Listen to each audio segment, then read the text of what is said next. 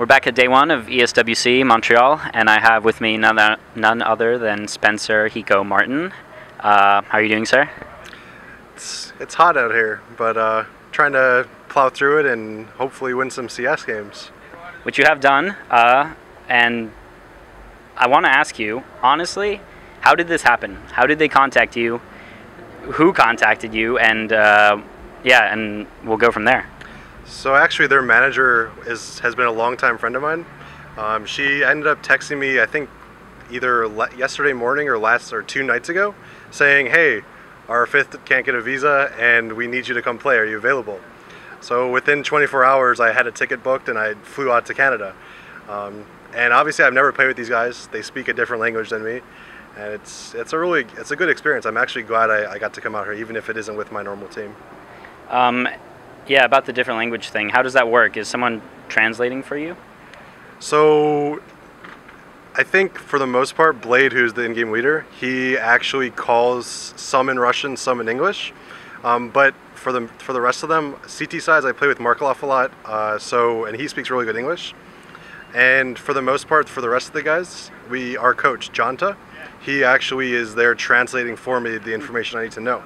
So it's working out fine. CT sides get a little bit rough because I don't know what's going on and they don't know what I'm saying, but T sides are working pretty well for us.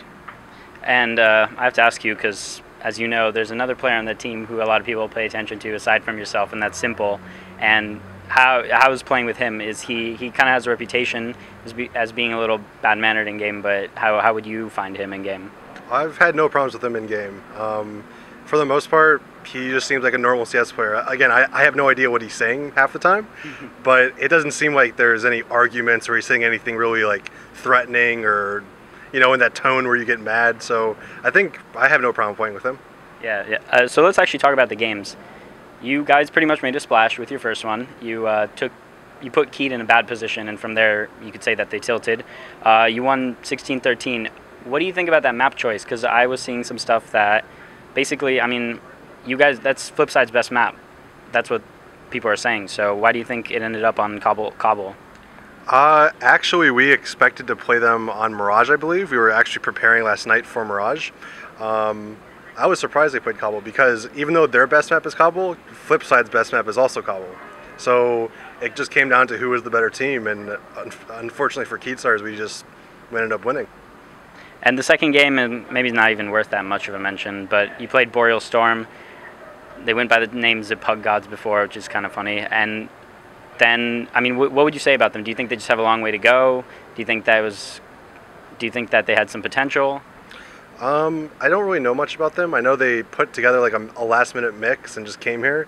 So maybe if they're an actual team and they stick together with that 5, they can do some damage in the future. And now let's talk about, of course, the final game. It was the one everyone was getting really hyped up watching it in the player area. And so basically Cloud9, you lost, but it was close at times. In fact, you won a very important 1v2 on the 7th round, I think it was. What was it that let Cloud9 have that extra edge over you? I'm not sure. We were down 6-1 or something when we were T-side cash, and we ended up coming back and taking it to 7-8. And that's enough rounds on T-side to actually you should be able to close out CT side with that. Unfortunately, Cash is one of those maps where if I don't know what the other guys are saying and they don't know what I'm saying, it's very hard for our coach to translate both times for everybody and know how to rotate. I think that's a big problem we had is they would be pressuring A, and I think they were going A, and then they would come back to B, and I'd call they're going back to B, but they had no idea, the other guys didn't know what I was saying. So there definitely is some communication issues, but I think in general, maybe it's only on Cash. And what are your expectations? What are you going to do now? You're going to probably chill and relax and come back tomorrow, and is there anything you personally singled out that you're going to look out for, that you want to change, not maybe within your playstyle, or maybe to be more conducive towards their playstyle? I think we're going to talk more about late round situations. Early round's pretty easy. You just stop the rush and then you do something towards the end to stop the late execute. So I think we're going to work on knowing when to flash, knowing when to retake something, maybe having different smokes and Molotovs, and I think we'll be fine. Okay, and so I want to ask about your future now. You're on Nihilum.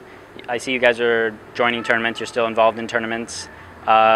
And you, if I recall correctly, because I'm blanking, you definitely qualified for the offline qualifier in Burbank. Yeah, exactly. So what's the plan with Nylum? I mean, do you guys just are you waiting until then and seeing how results pan out, and from there you just advance?